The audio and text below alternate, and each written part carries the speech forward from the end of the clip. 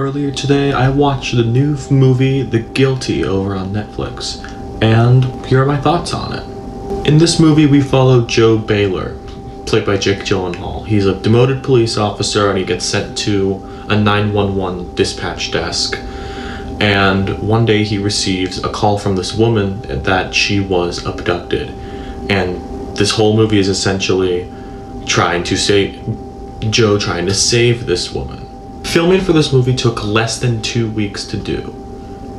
That worried me when I first saw it, but quite frankly, right when I started this movie and I knew what kind of movie we were getting into, I was sold on Jake Gyllenhaal. He is carrying this movie on his back. I mean, not in a bad way, but quite literally, this is a 90-minute movie. It's one of those movies where it's set in one space, it's in one room, and it's in the 911 offices. And we are following Jake Gyllenhaal throughout most of the movie. The rest of the main cast is a voice cast. So we only see everything through the eyes of Joe Baylor.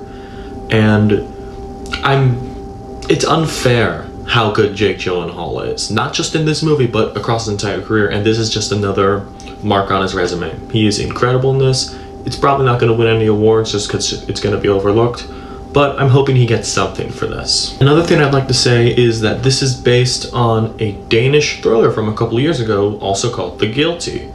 It's one of those English remake movies, and they tend not to go well. I mean, there are some obvious exceptions to that, but I feel like this ends up being on the positive side. There are a few twists and turns in the story that I really do appreciate. It made it less predictable, but if you've seen, like, any type of crime thriller, you're not really missing anything when it comes to story. I do think this movie is really bolstered by Jake Gyllenhaal's performance, and that's pretty much it. In the terms of Netflix, since this is a Netflix movie, I think this is one of the best original movies they've put out this year.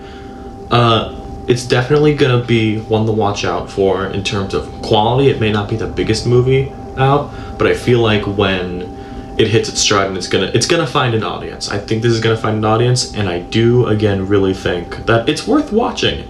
It's not really a masterpiece or anything, but it's 100% worth watching.